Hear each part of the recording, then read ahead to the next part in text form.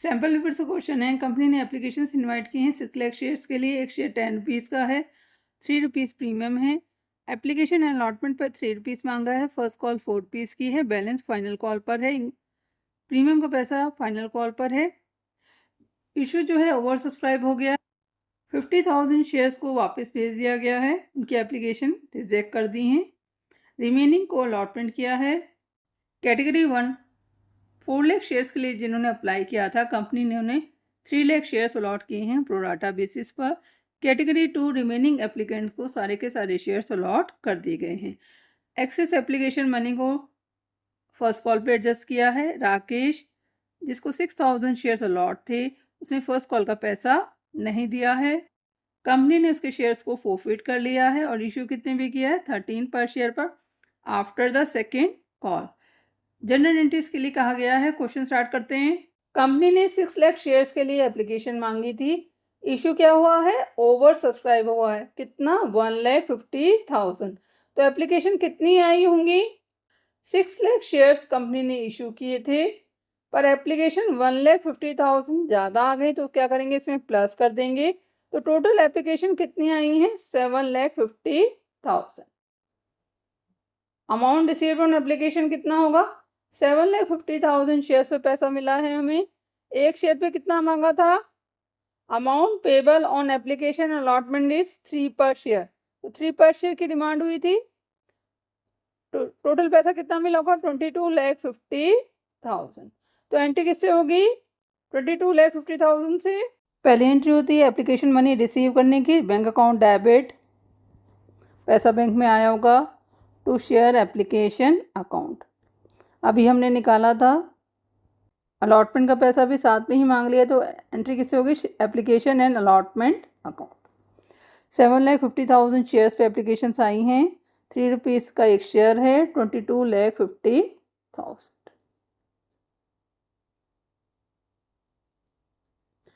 For application money received. Second entry किस चीज़ की होगी, ट्रांसफ़र की होगी।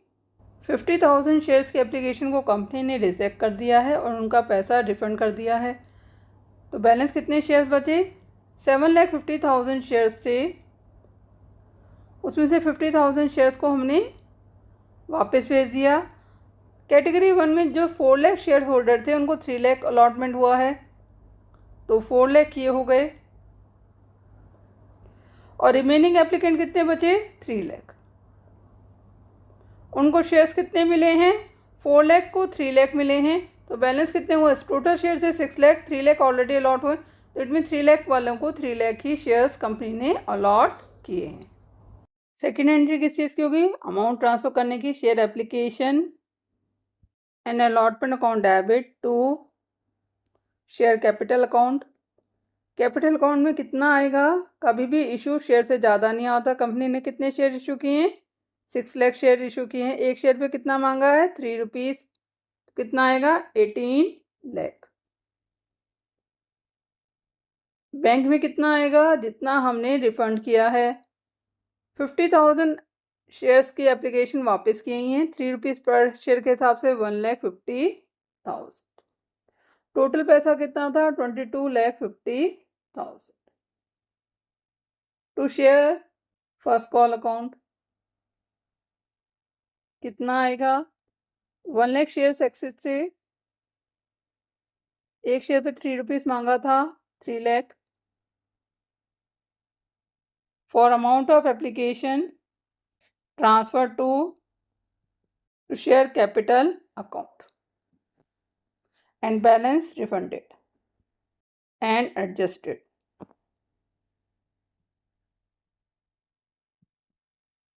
थर्ड एंट्री किस चीज़ की होगी, फर्स्ट कॉल ड्यू की। Share first call account debit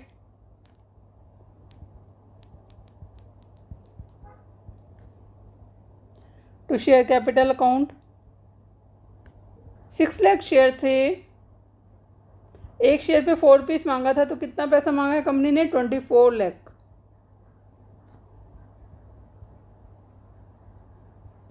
amount due on first call next entry किस चीज़ की, अमाउंट रिसीव करने की। राकेश जिसको कंपनी ने 6000 शेयर्स अलॉट किए थे, कैटेगरी 1 का था, उसने फर्स्ट कॉल का पैसा नहीं दिया है, उसके शेयर्स कंपनी ने फोरफिट किए हैं। तो सबसे पहले हम क्या करेंगे, इसके अप्लाई शेयर निकालेंगे, क्योंकि उसको जो शेयर्स अलॉट हुए हैं वो किस बेसिस पे हुए हैं, प्रोराटा बेसिस पर। राकेश को अलॉट हुए हैं 6000 शेयर्स, अप्लाई शेयर निकाल लेते हैं। कैटेगरी 1 में जिन लोगों ने 4 लाख शेयर्स के लिए अप्लाई किया था, उसको कंपनी ने 3 लाख शेयर्स दिए हैं। राकेश को कितने शेयर्स मिले हैं, 6000, तो उसने कितने शेयर्स के लिए अप्लाई किया होगा, 8000। अप्लाइड शेयर निकालने के लिए अप्लाइड को ऊपर रखना है, अलॉटेड शेयर निकालने के समय अलॉटेड को ऊपर रखना है। अमाउंट रिसीव्ड ऑन एप्लीकेशन कितना होगा, राकेश ने एप्लीकेशन दी थी 8000 शेयर्स के लिए, तो 8000 शेयर्स पर 3 रुपीज़ के अकॉर्डिंग कितना पैसा दिया है उसने, 24000। यूज्ड ऑन एप्लीकेशन स्टेज कितना है,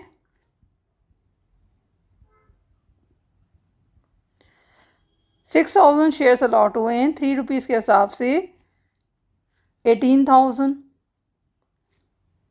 तो सरप्लस कितना है, 6000।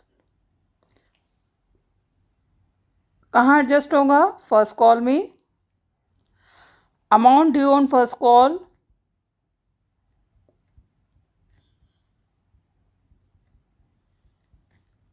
$6000 शेयर्स पर फर्स्ट कॉल का कितना पैसा है, 4 रुपीज़ पर शेयर, 24000, पर उसने 6000 रुपीज़ ऑलरेडी दिए हुए थे, तो उसे माइनस कर देंगे, तो ड्यू कितना हुआ, 18000। अमाउंट रिसीव की एंट्री करते हैं, bank account debit, calls in arrear account debit,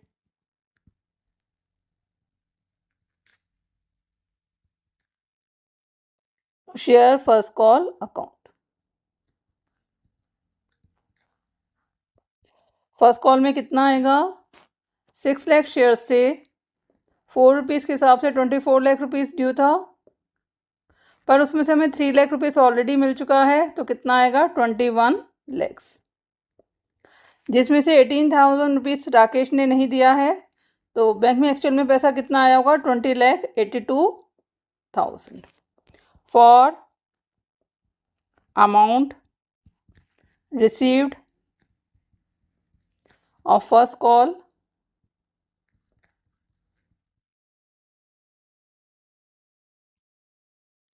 except on 6000 shares. आप किस चीज़ की एंट्री होगी, शेयर फॉरफिट की। जब शेयर को फॉरफिट करते हैं तो कैपिटल अकाउंट को डेबिट करते हैं, share capital account debit to share forfeiture account. Forfeiture account में क्या आता है, जो हमें पैसा ऑलरेडी मिल चुका है, to calls in arrear account. Calls in arrear में कितना आएगा, जो हमें नहीं मिला है, 18,000। फॉरफीचर में कितना आएगा, 24,000। मैं आपको फिर से बता देती हूँ, 8000 शेयर्स राकेश ने अप्लाई किए थे, 3 रुपीज़ के हिसाब से उसने कितना पैसा दिया हुआ था फॉर्म को, 24,000। शेयर कैपिटल अकाउंट में कितने से डेबिट होगा, अभी तक हमने कितना पैसा मांगा है, 3 रुपीज़ एप्लीकेशन का, 4 रुपीज़ फर्स्ट कॉल का, 7 रुपीज़ कॉल किया है, तो जितना कॉल किया होता है उतने से डेबिट करते हैं।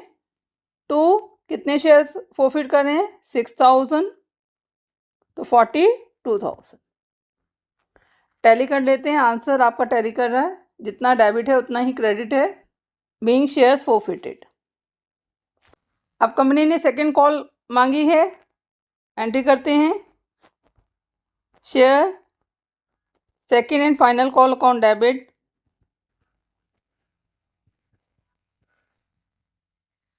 To share capital account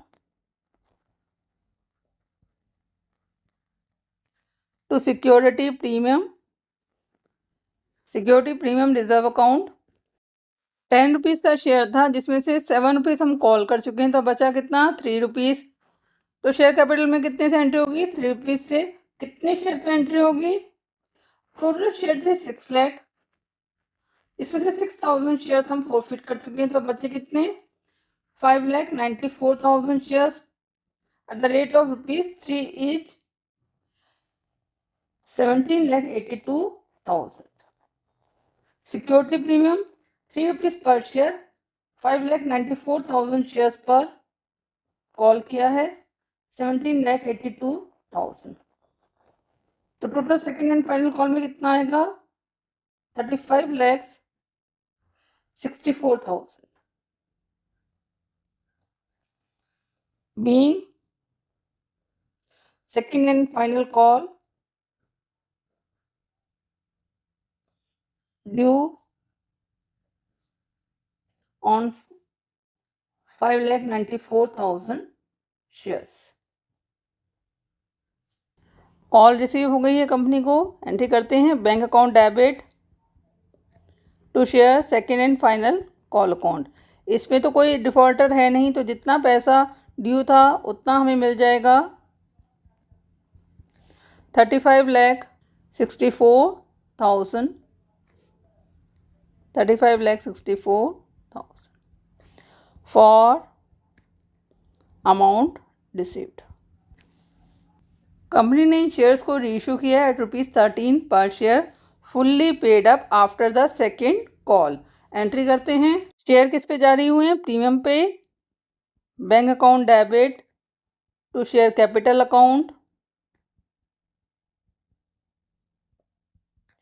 to security premium reserve account. ₹13 पे शेयर इशू हुआ है. एक शेयर, टोटल शेयर कितने हैं? 6,000. 78,000 बैंक में आएगा. 6,000 into 10, 60,000. 6,000 into 3, 18,000 for share issued at premium.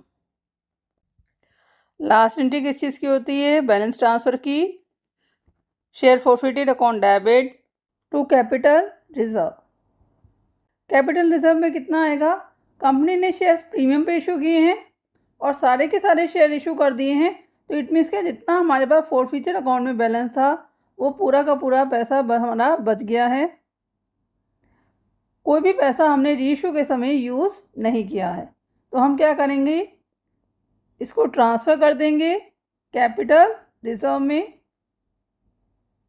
Entry क्या हो गया आपके? Share forfeited account debit to capital reserve, being balance transfer to capital reserve.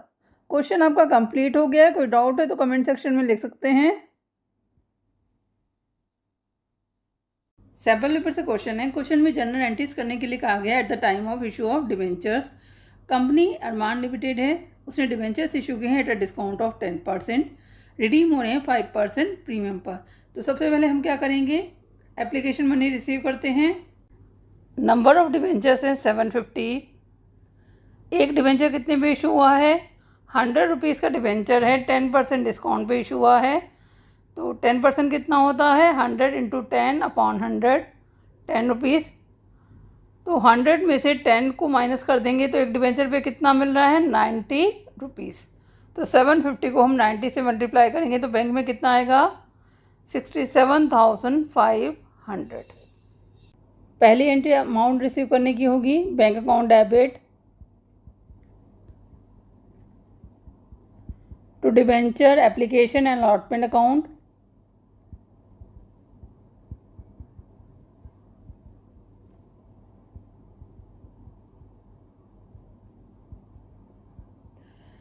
₹750 debenture से एक डिवेंचर ₹90 पे इशू हुआ है, तो टोटल अमाउंट कितना रिसीव हुआ है? 67,500 for application money received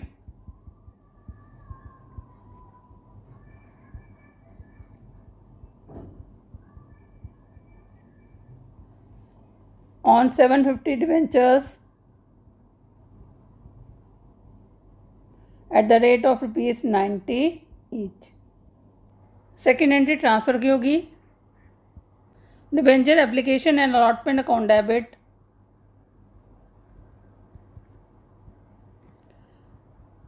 to 12% debenture account.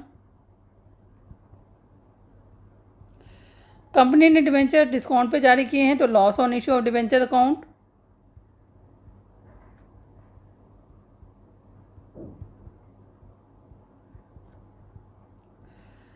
Redeem किस पे करिए? प्रीमियम पर, तो premium on redemption of debentures.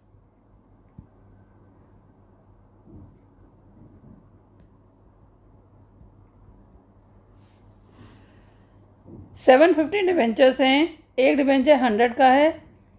Debenture account में हमेशा फेस वैल्यू आती है 75,000। एप्लीकेशन अकाउंट में कितना आएगा? जितना पैसा हमने एक्चुअल में रिसीव किया है वही ट्रांसफ़र करेंगे।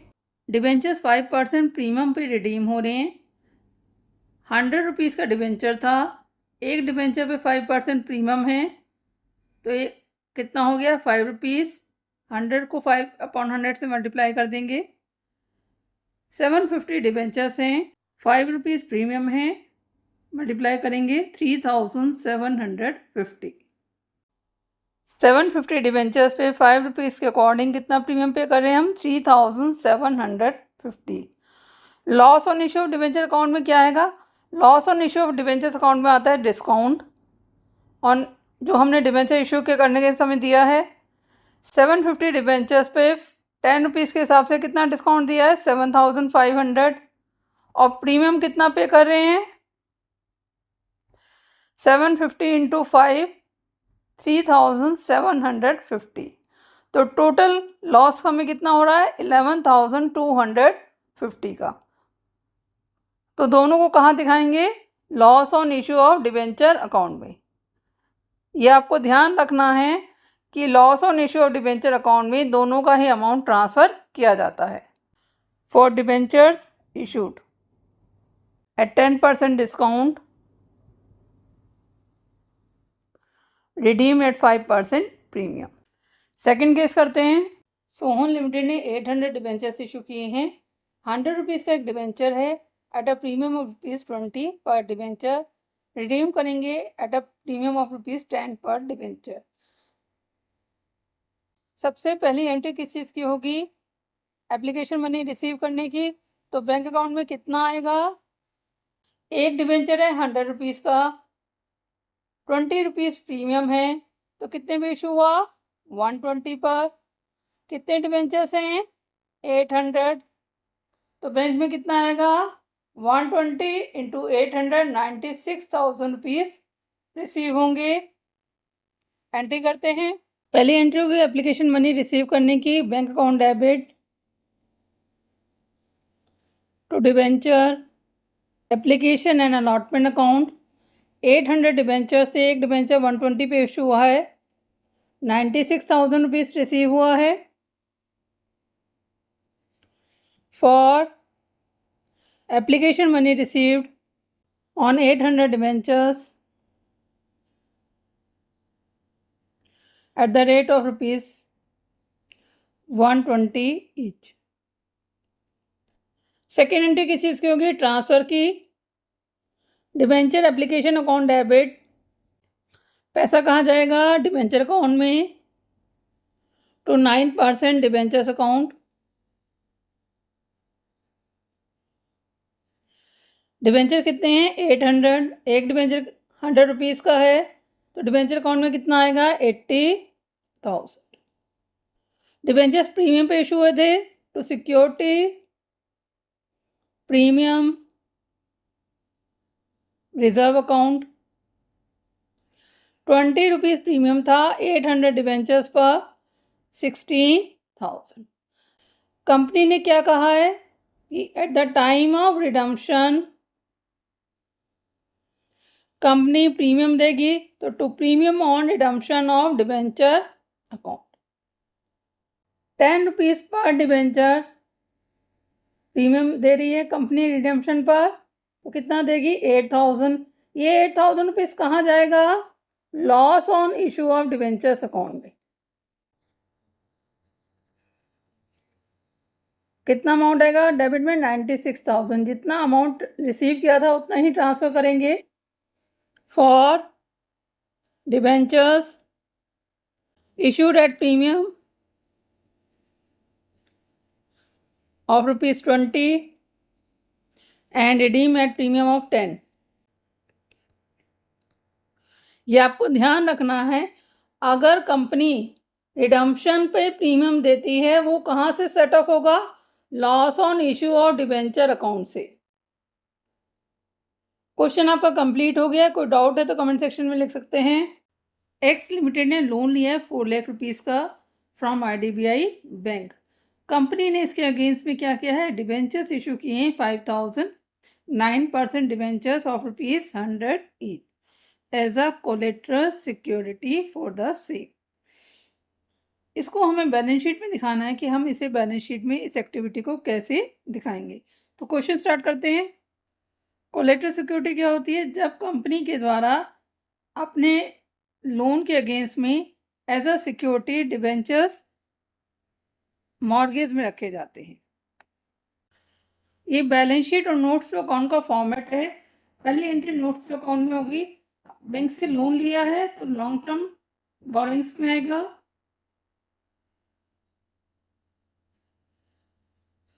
कौन से बैंक से लोन लिया है? IDBI बैंक से। Loan from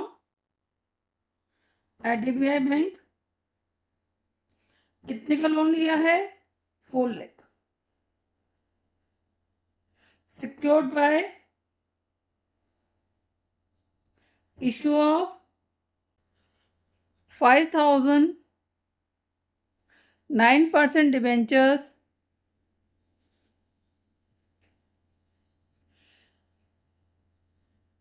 of ₹100 each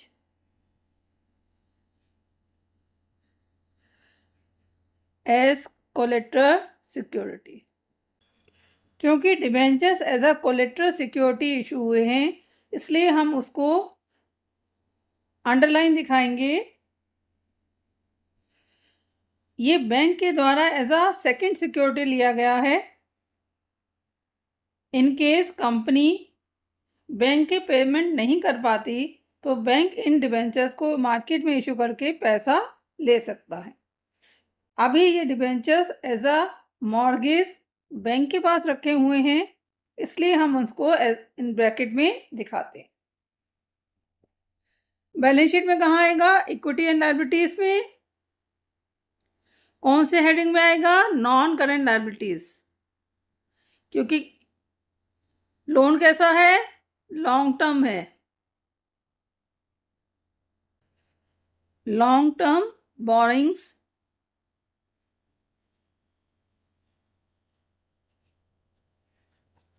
note number 1 है। इसका अमाउंट कितना है? 4 लाख रुपीस। क्वेश्चन आपका कंप्लीट हो गया। कोई डाउट है तो कमेंट सेक्शन में लिख सकते हैं। Thank you for watching video. Kindly like and subscribe it.